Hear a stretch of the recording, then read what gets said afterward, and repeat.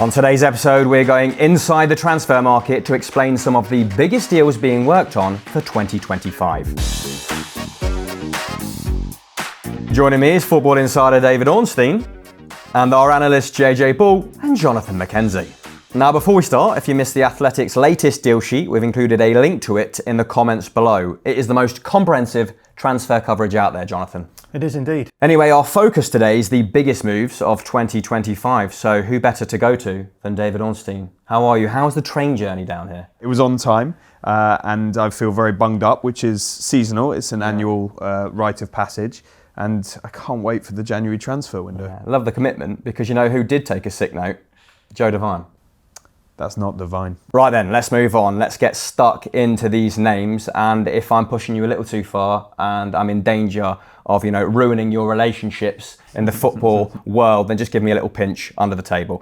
Let's start with some Premier League fullbacks in Kieran Tierney and Antonee Robinson. Yeah, Kieran Tierney is a story we broke on The Athletic on Wednesday night.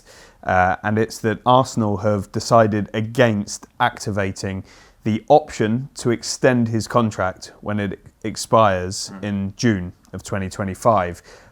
So they had the opportunity to prolong it by 12 months, which would have allowed them to either keep him for longer or sell him with a year to go. And what it means now is that he will be free to leave in the summer of 2025.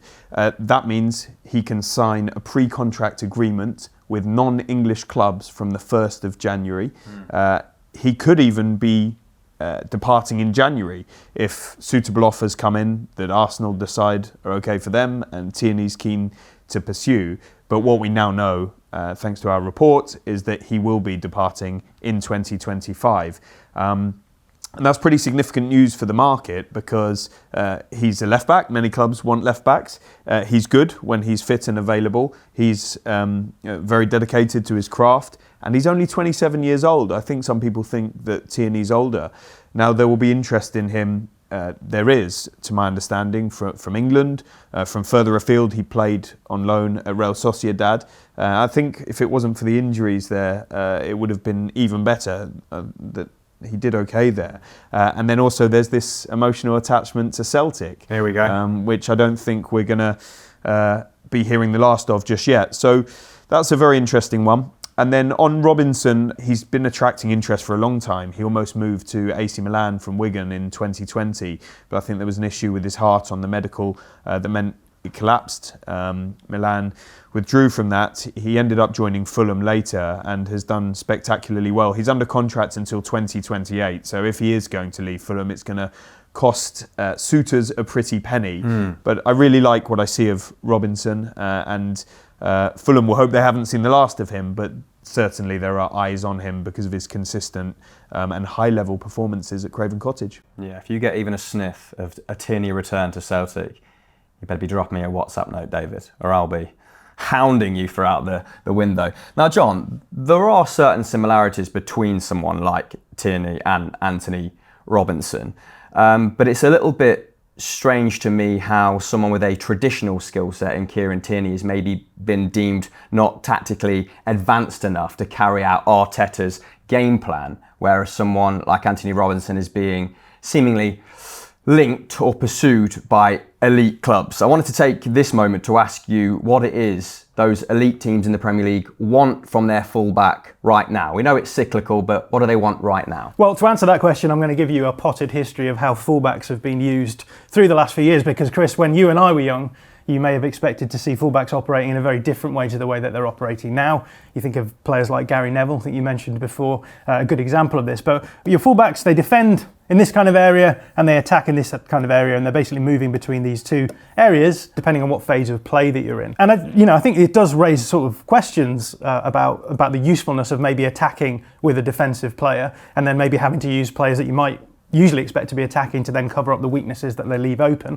But there's also another issue here, which is that when you're having fullbacks making these overlapping runs, often what they're doing then is swinging these balls into boxes that are full of players who can then clear the ball out, and you're now often in a transition situation where your defensive player for this area is all the way up the pitch and they have to get all the way back.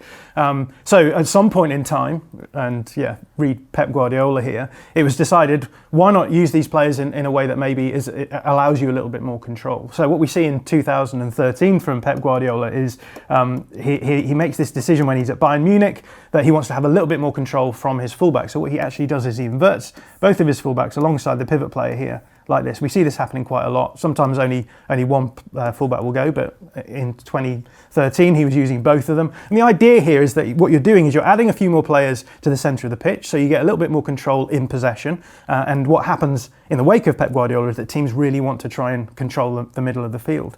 The other thing that you get is that if you lose the ball, you now also have these defensive players much closer to the areas where you want them to be when they're defending. So you end up with this scenario then where fullbacks are expected to have a very different kind of skill set after the sort of mid-2010s than these traditional profiles where it's all about being able to do these long busting runs and crosses into the box. This is the way that things are right now. So let's just take a look at a profile of a player who is doing this kind of thing regularly, because Enzo Maresca's Chelsea are a club who use their fullbacks in these creative kind of ways coming inside. Yeah. Malo Gusto is a great example of that. So this is his touch map from this season. He's expected to do two things in possession a lot of the time.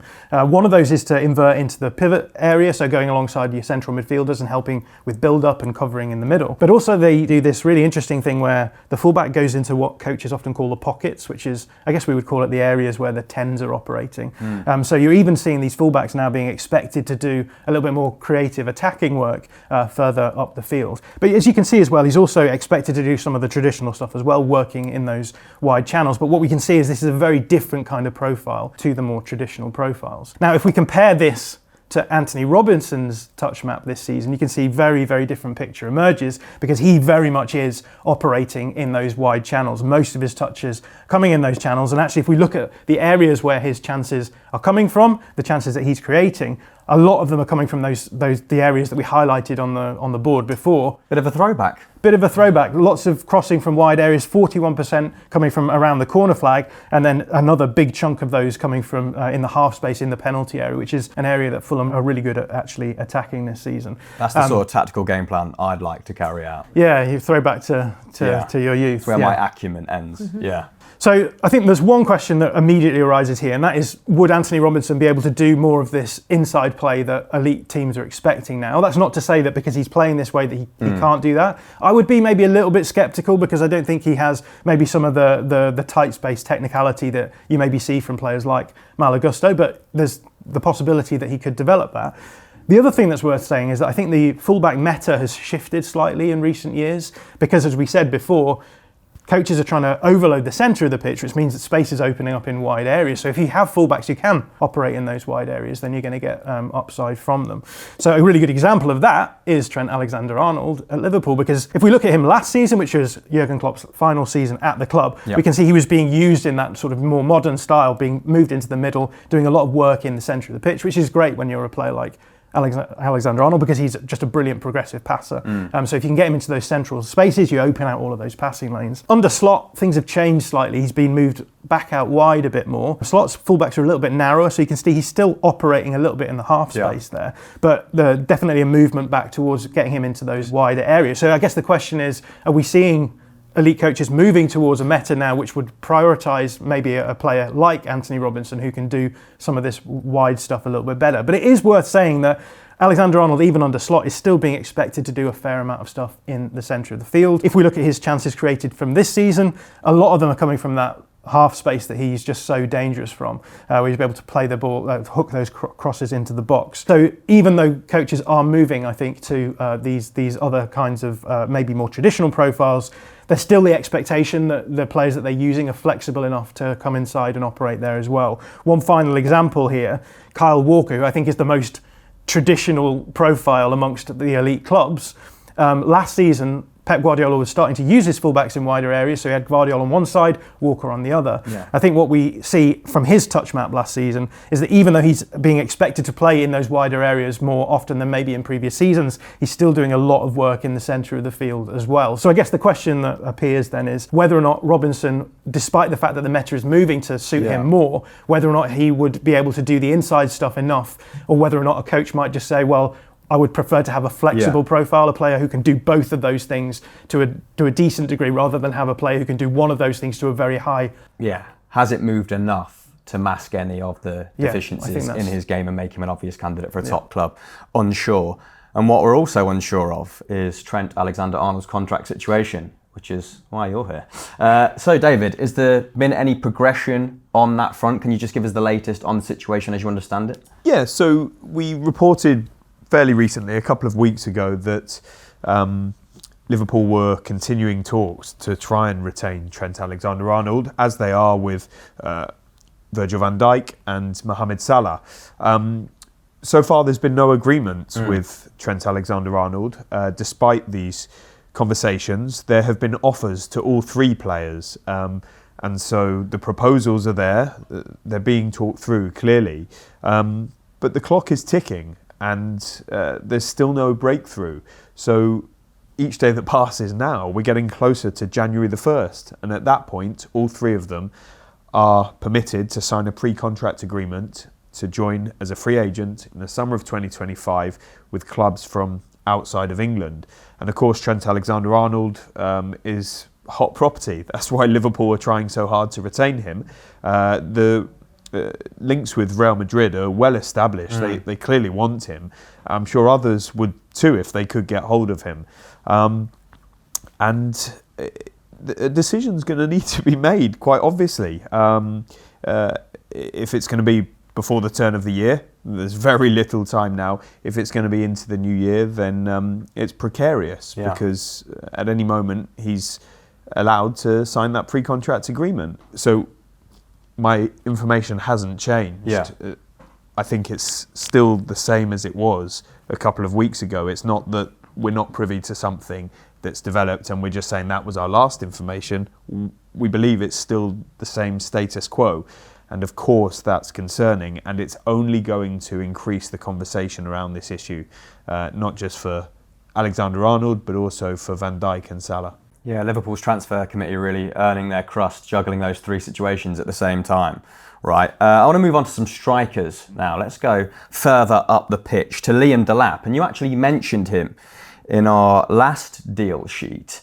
And within that, you spoke of some big hitters that were monitoring him that really surprised me because of the profile of player they may already have, or the fact that, you know, Manchester City might have a say in his future as well. So can you jog our memory on the situation that Liam Delap, who's enjoyed a great start to the season, finds himself in, and, you know, what might happen moving forward? Yeah, on the one hand, it's crazy because Delap has only just joined Ipswich from Manchester City, and he's a young player who ordinarily you would imagine staying there for a few years and then perhaps making his next career move. There's a couple of elements to this. Firstly, he was well known by all of the top clubs prior to joining Ipswich. So he had loan spells in the Football League. He would have been scouted by many more of these clubs who would have been aware that Manchester City have Erling Haaland, who is their replace. Could we potentially sneak in and make a move for Delap?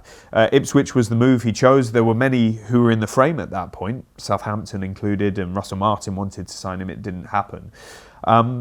But he's hit the ground running, and he's a very different profile. He's pretty unique compared to many of the other strikers in the league and around Europe, and that's not gone unnoticed, nor has his goal scoring or assists ratio so far.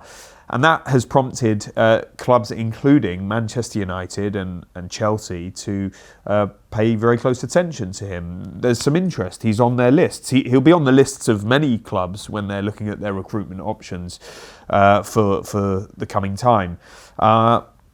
I don't expect him to leave in January by any means, but this is one that could well come to a head in the summer. Ipswich will know that, whether or not they stay in the Premier League. If they go down, the sense I'm getting from conversations around the industry is that he'll go in seconds. if they stay up, then they can command a higher price, but it's still plausible that one of the big guns comes for him. And in and amongst the equation is Manchester City, who with all of their sales are very shrewd, and they insert buyback clauses and matching rights options, and that will be the same with them, which retains an element of control over the situation. Would they want him to come back and play for them? Would they want him to come back and then they sell him on at a greater profit? Would he agree to that? This is certainly one to pay close attention to as 2025 progresses, if he continues on this trajectory. If he doesn't, we'll be having a very different conversation, but the way he has started means we should take note. Well, either way, Ipswich probably coining in on Delap. Now, JJ, can you explain to us the intricacies of his unique skill set? I can tell you why it's so unique, or try and help understand it, because there are very few big physical strikers who are also really good. Because what you tend to get from individual strikers, as my excellent, highly advanced graphic shows, you tend to have a mix of three different things with strikers. You get physical, technical, and mental, which you can split into these sorts of attributes, as though it were a video game almost. And so the thing with Delap that makes him so unique, exactly as David's saying, is that he kind of possesses all of these. You don't usually get the physical. And the reason you don't have the physical in a lot of strikers is because, and actually we can probably bring it back to the past, and much like John was saying about fullbacks, what they used to do, what you used to have back in the 90s and before that, you'd have mostly a front two, either with a back three or in a straight four. And the front two is usually made of a big tall person and maybe a small one who can dart around the box and poaching things. That Paul poaching Dickoff. position. Maybe. But that changed over time. Because what happened is someone dastardly called Pep Guardiola came around and changed football. So this has happened before, and lots of teams are playing passing football, but he really just revolutionised the entire game, and it revolutionised coaching around the world. So what started happening was he started bringing through loads of technical players who kept possession, which means you don't need physicality quite so much. It's still relevant. But what then happens is that you start moving, you withdraw one of these forwards to be an extra midfielder, so maybe a number 10, so we get the 4-2-3-1 that kind of existed in the Jose Mourinho years went forward. And that became more of a 4-3-3 as Guardiola's football kind of expanded. Because what you used to have are wingers who go up and down here, same as the fullbacks, they put the ball into the box for two people to try and attack.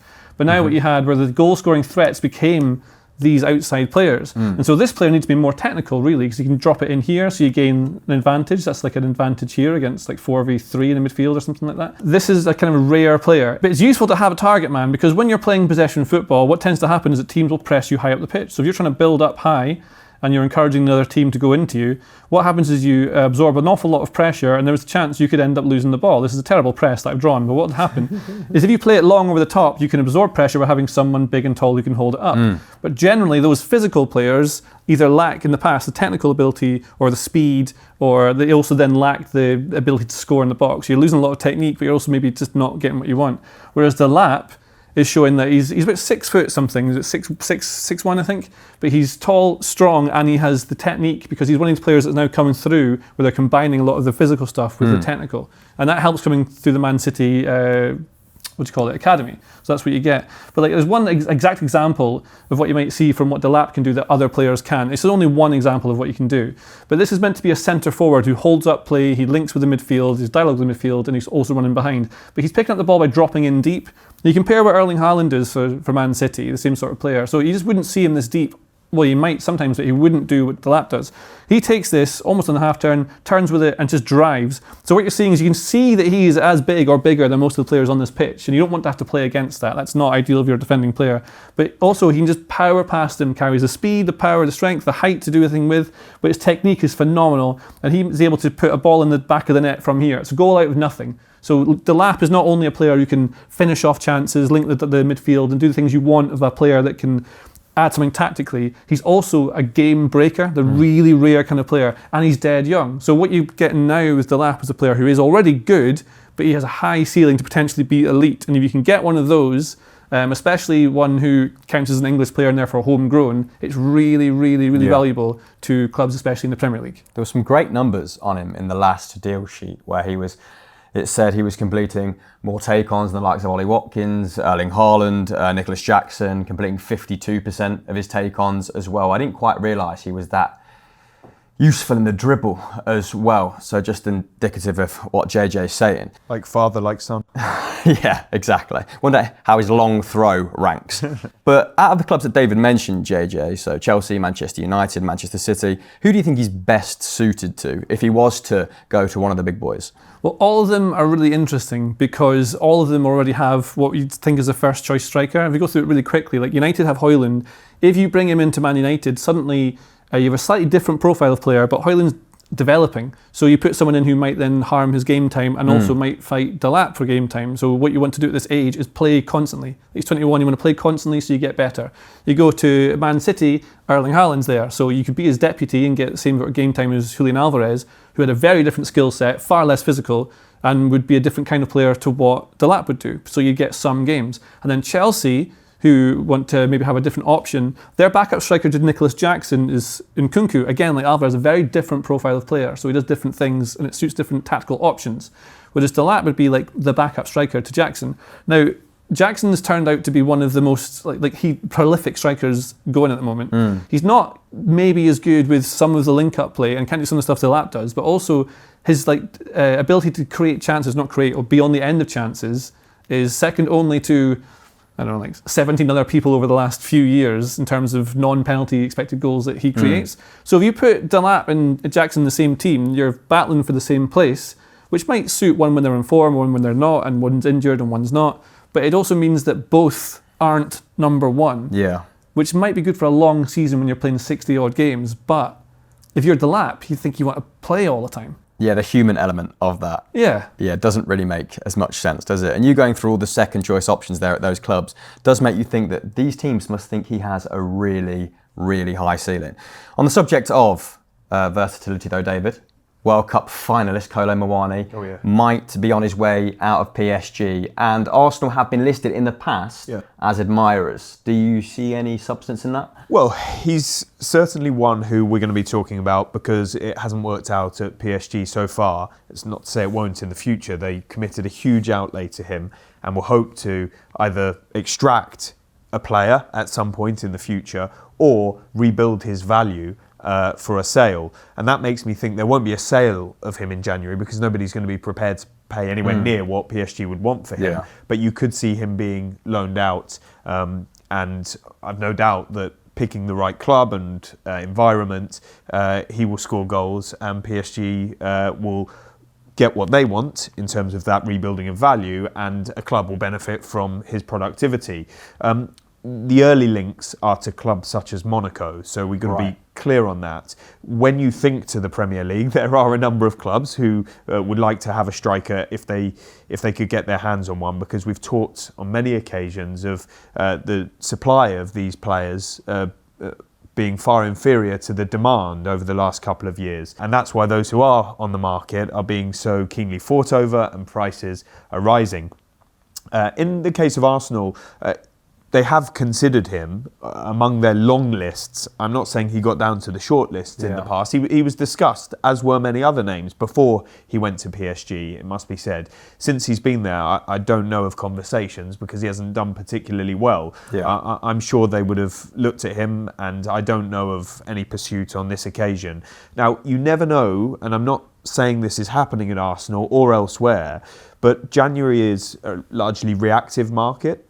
You plan your recruitment mainly around the summer. And so if an opportunity arises for a low-cost loan for 6 months, and a club such as Arsenal feel they've got the space, that they've got the need, he's the right playing profile or offers a different option to what they already have, and has the right character, which is becoming increasingly a factor that clubs look at now, then okay, let's have a conversation about this. That hasn't happened with Arsenal to my knowledge, but I do think he's one that stands a very good chance of moving. And I was there at the World Cup final in Doha. We've seen what he can do. Martinez leg away I know. Immortality. Glory. And so let's pay good attention to him, because there are ingredients there that I think many would admire. And when you're looking for sort of underappreciation in the market, maybe he is one that kind of fits that bill. Perhaps an opportunistic move. Let's list some off in quick-fire fashion now, because I'm really keen to get to your one to watch, because that's going to be a substantial segment in this show. Ademola Lookman, Tyler Dibling, Omar Marmoush. Let's start with Lookman, because when you highlighted him as a subject of interest from various different clubs, I just thought, here's a guy who's currently sitting top of the league in Serie A with Atalanta, is in the form of his life. It would be very odd for him to push for a move right now, but seemingly has admirers from all quarters. I think at the moment it's a case of you can look but you can't touch, because Ademola Lookman is flying high in Serie A. Atalanta won't want to part with him in the winter, so it would take something extraordinary to change that. But come the summer, they've got a big decision to make, because he'll have 2 years left on his contract. He's 27 years old. My information is that an extension, a renewal, is not on his agenda, and therefore they could continue with him, but that's unusual for savvy clubs like Atalanta, who cash out when the time is right. At the same time, with his record, his productivity, you've got teams looking at him. So in the summer, PSG studied it. It didn't materialise, but that shows the level of interest. One curiosity with him is that the Premier League hasn't shown that same level of interest. I think there are some top clubs in England who, of course, have him on their radar, but just haven't developed that further. Maybe they have some kind of reluctance based on what they saw from his time with Charlton and Leicester, Fulham.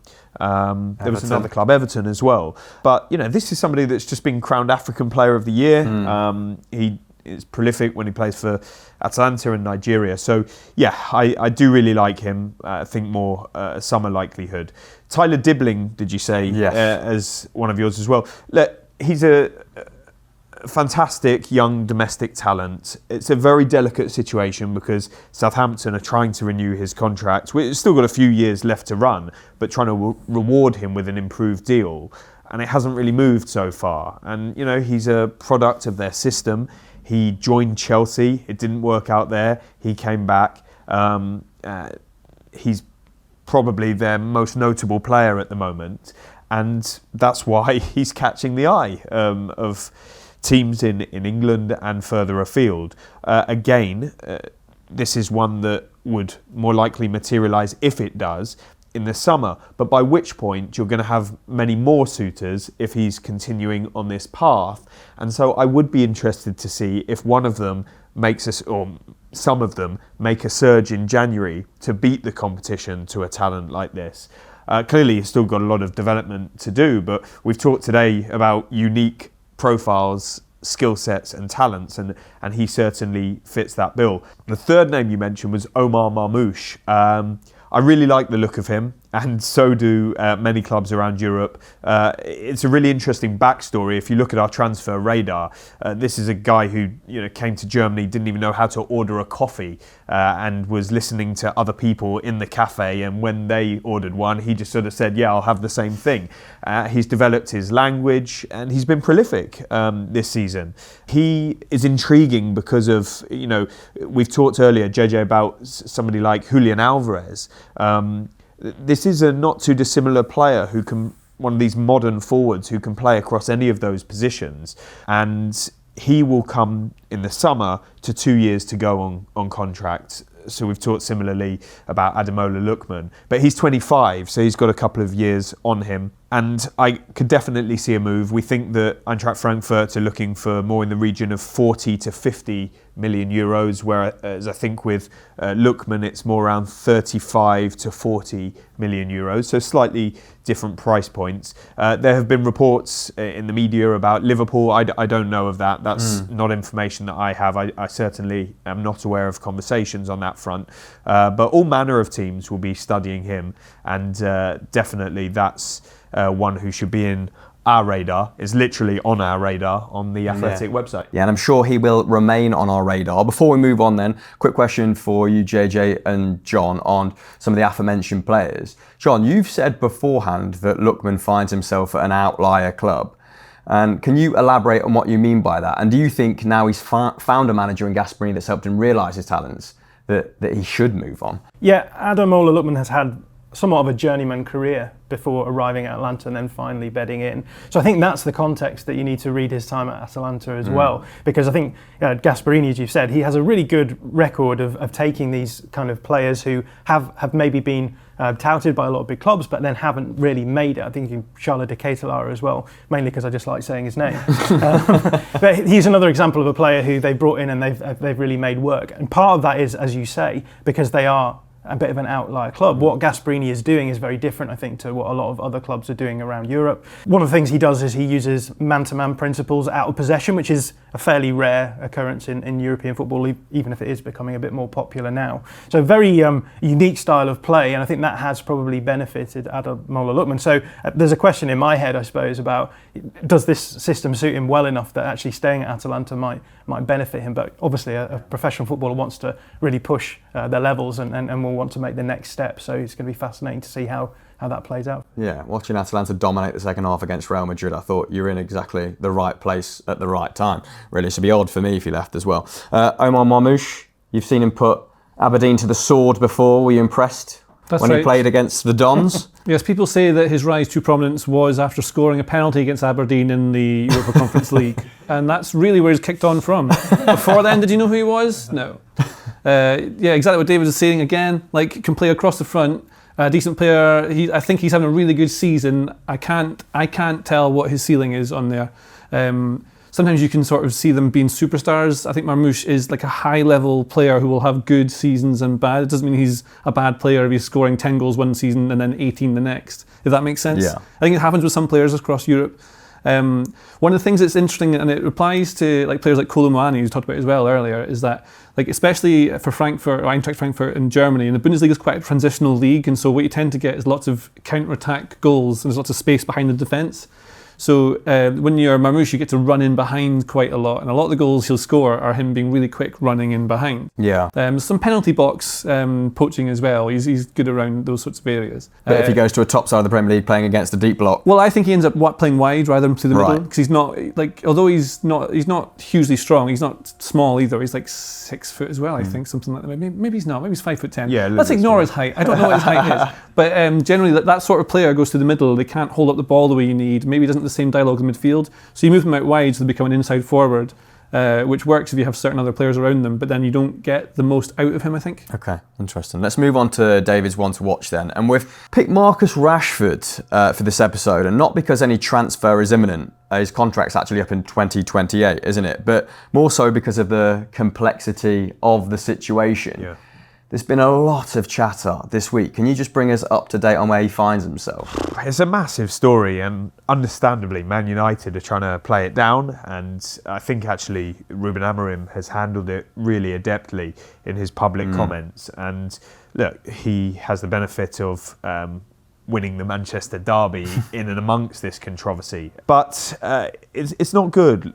You know, Marcus Rashford has been a topic of conversation in the market for quite a long time, because there has been this feeling that people like me get from having conversations with executives, agents, players, you know, sporting directors, scouts, that Man United would trade Marcus Rashford if the right offers were there, if there was a suitable market. And really there hasn't been. There have been admirers. He's very well thought of on the continent. Over the years, the likes of Barcelona, I think a move was quite close at one point, but it never materialised. PSG have historically been credited with an interest and elsewhere, and I'm sure that would have been replicated in various periods within the Premier League. But his priority has always been Manchester United. Like, his commitment is clear. He's stated it very obviously.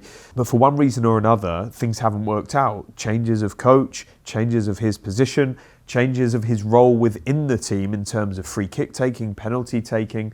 And then there have been some incidents. There was the Belfast night out. There was the birthday party after his...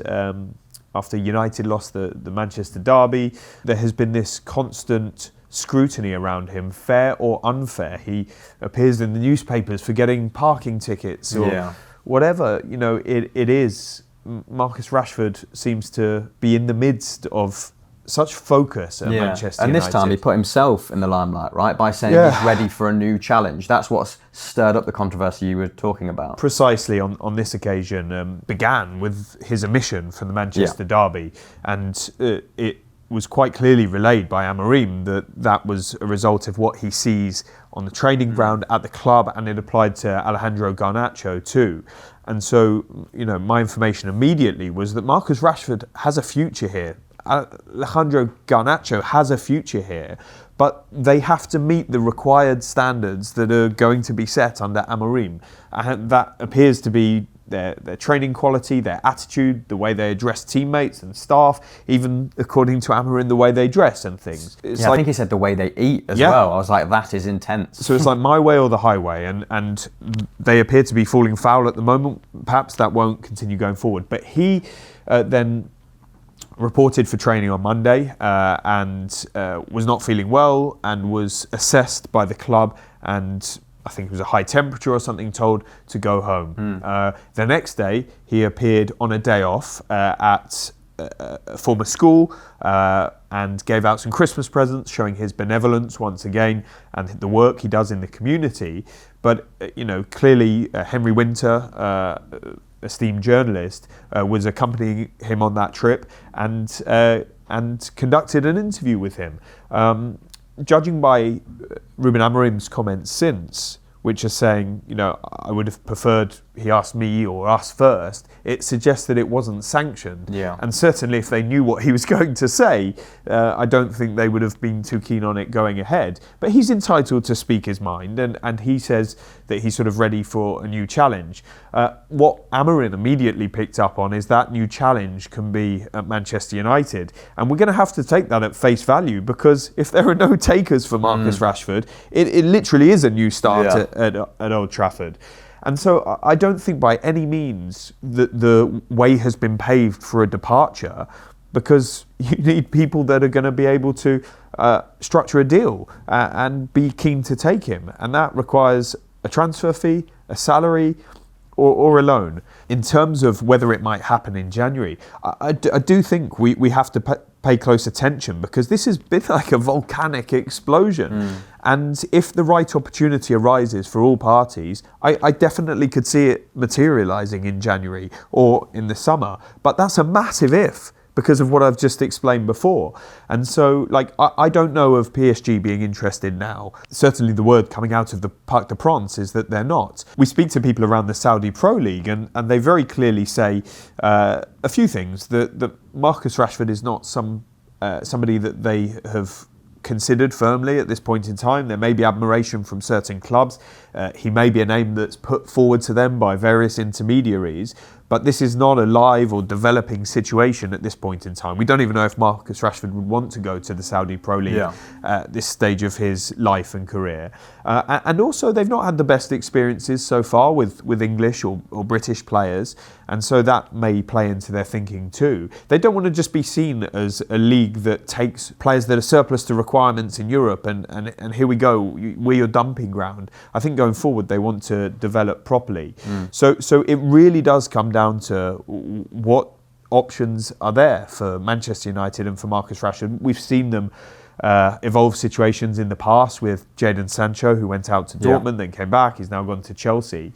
And so it's unsatisfactory for sure. And that's why a move is something we need to describe as one to watch. But it is also plausible that he does what is necessary to work his way back into Ruben Amorim, Manchester United's plans, continues on the very lucrative contract that he signed not so long ago. And this partnership maybe works out in the way that we've seen on occasions it has in the past. 30 goals a couple of seasons ago in all competitions. It's something that is going to keep us chin wagging. Yeah, for sure. And Amorim has been very diplomatic about it, hasn't he? And said we are a better side with him in. Whether you think that as well, John, or not, we can explore now, I guess. Because what I wanted to say is ultimately his future might be decided because of his tactical fit rather than off the pitch matters. And sort of as a result, wanted to ask you what is expected of a wide forward in an Amorim system, and Amad Diallo's recent rise, is that a short-term fix or something you actually think factors into the long term as well? I think the perennial problem with Manchester United has always been that they've ended up playing transitional football, and I think that makes sense when you have players like Marcus Rashford, who is just really good finding space in behind, exploiting that space. But Ruben Amorim wants Manchester United to play, I think, in a slightly different way, because playing transitional football is very risky, right? You're giving up possession a lot of the time, even playing these balls in behind to players like Marcus Rashford. Although he's a fantastic individual at taking those kind of chances, you're still, there's so much riding on whether or not that comes off. If you play the ball too long, it's going to go straight to the goalkeeper. If you don't play it well enough, the centre-back's going to get it. So it's not a very sustainable way of progressing the ball down the field. And I think what Ruben Amorim wants to do is find more sustainable ways of moving the ball down the field. Now, one way you can do that is by using the position of your players to actually get advantages which allow you to move the ball through lines of pressure, retain possession of the ball, and then generate more sustainable chances that are more scoreable. So just want to go through 3 situations from the Manchester derby at the weekend to show you how Amad Diallo was functioning in these kind of situations, and why that might mean that Amorim really likes him in those wide forward positions. Yeah. So in all of these clips, Manchester United are playing from left to right. What we've got here is Mazraoui on the ball, he's the wing back, and then what we've got is Amad Diallo, who's dropped it out from his position, usually around here, in to receive the ball. He's actually won the ball back from the goalkeeper and played it back to Mazraoui. He's ready to receive it again. And then we've got Mainu as well. This is a sort of shape that you're going to see on this side all the time between those 3 players, the centre midfielder on that side, the wide forward and the wing back. Now in this situation, thinking specifically about the positions of the players and how they can use their positions to get these advantages, there's a little bit of a problem here for Manchester United, because Mazraoui can play the ball to Amad, but Mainu is moving into the same space as Amad, which means that you're reducing the amount of chances you have to actually retain possession and move it down the field. So what I thought I would do here is use my fantastic Photoshop skills to move the position of Mainu, because when Mainu sees that Amad is here, I think he should be, if he's wanting to generate an advantage here, looking for this space here in behind the fullback, because you can see the fullback has tracked Amad forward.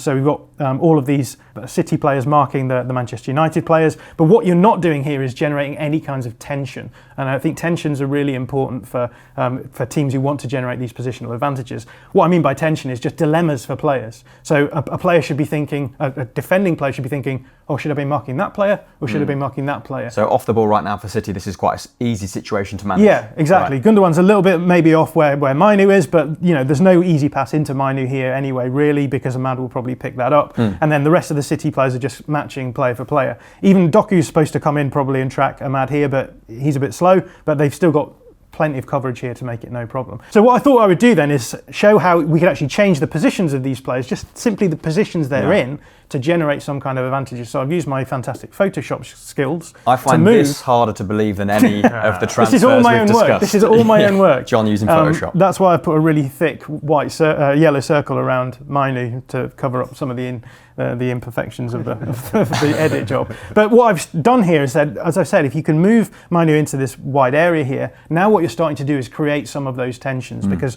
what you do then is you cause a problem here for Matheus Nunes, who's the fullback.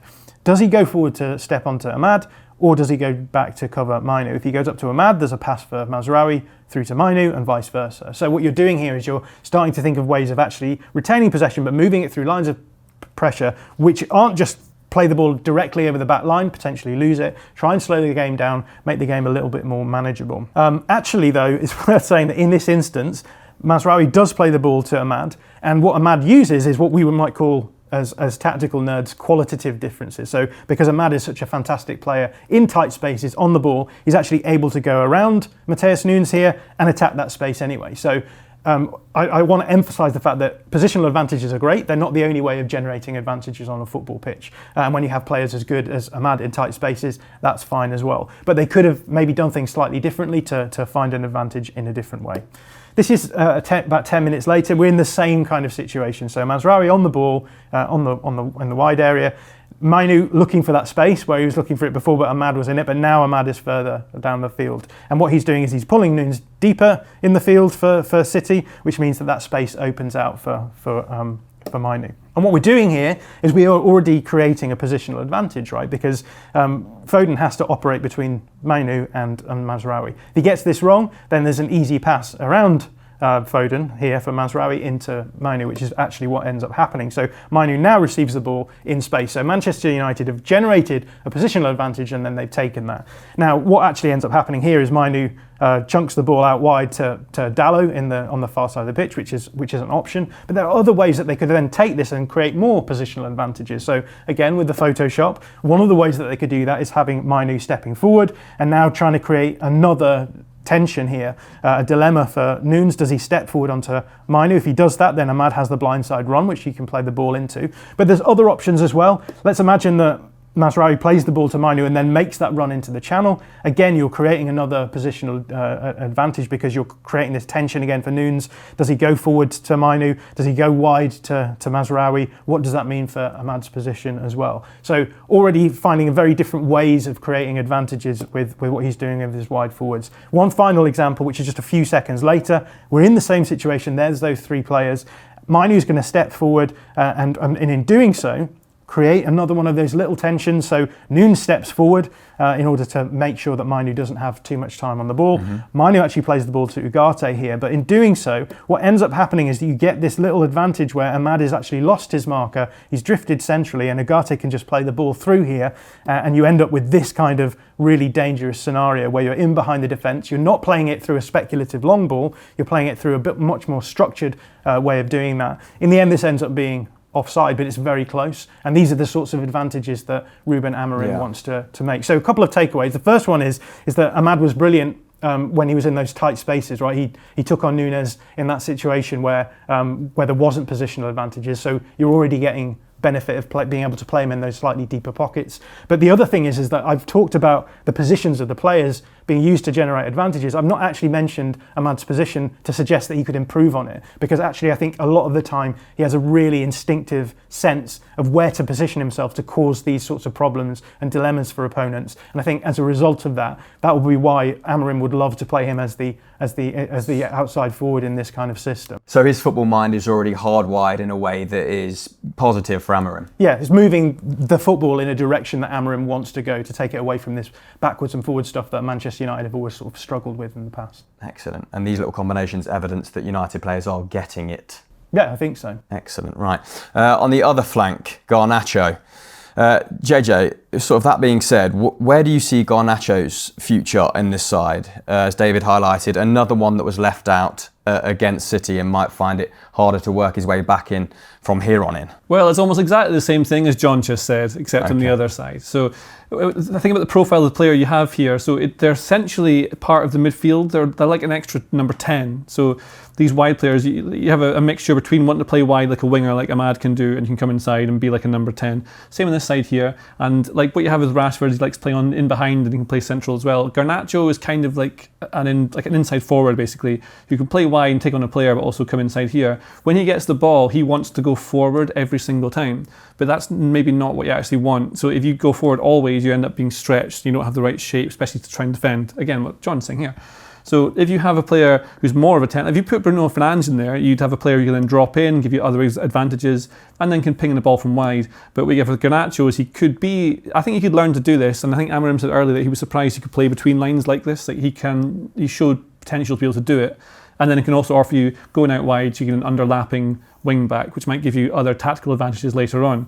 But the thing with Garnacho is that while he could be an inverted winger or an inside forward, he could end up being, he wouldn't be a wing back, I don't think. He doesn't have the defensive skill set you need in that position especially, and you can see it just in small things like defending doesn't mean you have to go in and try and charge at someone to try and win the ball back all the time. It's about body spacing and positioning. So if you're trying to play a pass inside, if you position yourself in such a way that the pass is blocked, you are defending in a really clever way. But there's many examples, too many to show, where he doesn't quite do that. And you can see in the numbers as well that Garnacho is the least defensive minded of them all. Just he's down on basically everyone else to have in that same position, where Ahmad seems to be better read on it. And Garnacho could easily develop, because he's very young, into a high tier player, but he looks more like an outside player or someone who runs in behind more to me, and that is something useful as a squad player, but not exactly what Amorim would want just right now. Well, yeah, slots to consider there, and more to consider now from newsletter Bay, Phil Hay. How did Salt Bay, he of lavishly praised state fame, get his hands on the World Cup in 2022? You'll recall that at the end of the final, in which Argentina beat France, He appeared on the pitch to celebrate with Argentina's players and get some photos with the trophy.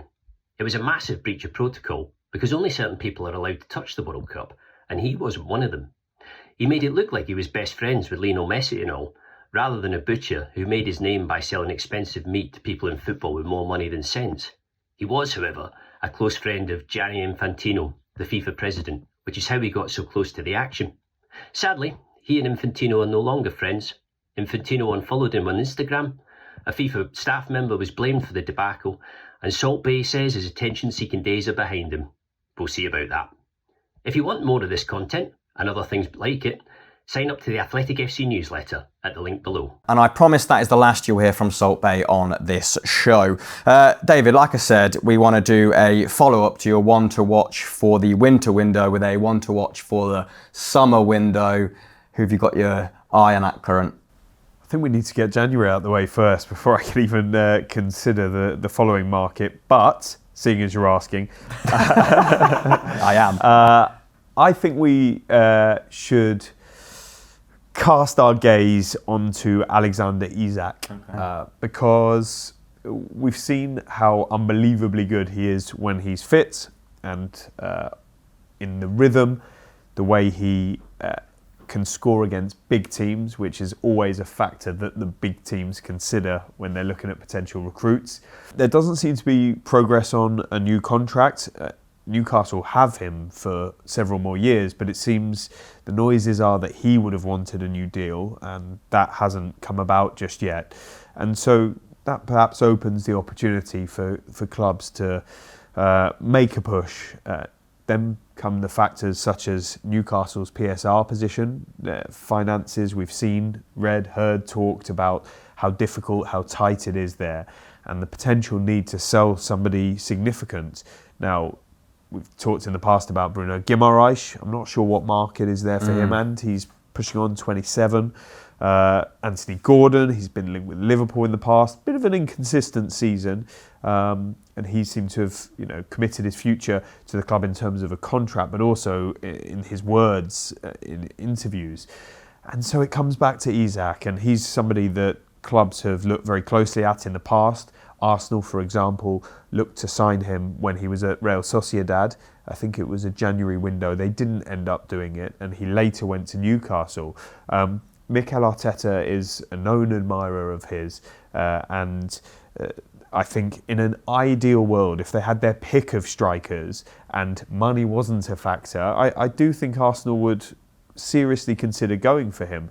But finances are an issue because he's going to cost a hell of a lot of money. He has spent a lot of time out injured, and Arsenal will have other players on their radar as well. And they won't be the only club looking at Alexander Isak. So that's the one that instinctively comes to mind to me, because there are so many factors that point towards a potential situation developing. I don't want to go selling him and Newcastle fans to be furious at me, but I think they'll be realistic about it, and it's one that they need to be aware could develop, but we're not saying it definitely will. Right, excellent. Thanks for all your contributions. Did any of that make sense today, David? It sounds like I've got a peg on my nose. No, it's absolutely superb, and we appreciate you soldiering through. A few things before we go. Sensible Transfers is back in January. David is joining us every 2 weeks in January for this show, and we'll be doing a deadline day show live on February 3rd. So keep tuned for all those good things. If you like this video, please consider subscribing to the channel. The Athletic is home to some of the world's best sports journalists, including David Ornstein, Amy Lawrence and James Horncastle. With the latest transfer news and insights on every Premier League story that matters, theathletic.com puts you inside football, and you can try it for free now for 30 days. See the link in the description.